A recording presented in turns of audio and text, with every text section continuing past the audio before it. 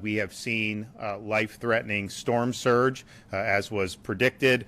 Now, it is our meteorologists' view that the storm surge has likely peaked and will likely, be less in the coming hours than it has been up to this point. But we know that this has been a big storm, and it's done a lot of damage as it is. It is going to continue to move through the state of Florida. You're going to see hurricane-force winds in places in central Florida, perhaps.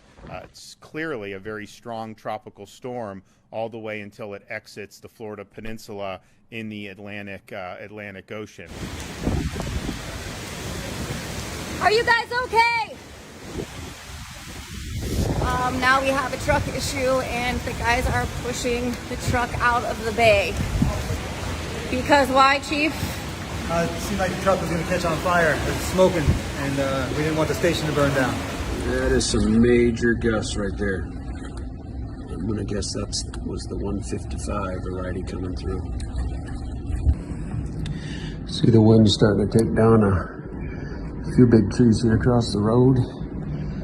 I believe the corner of the eye is just coming over us, and hopefully we'll get in the center of the eye here pretty quick.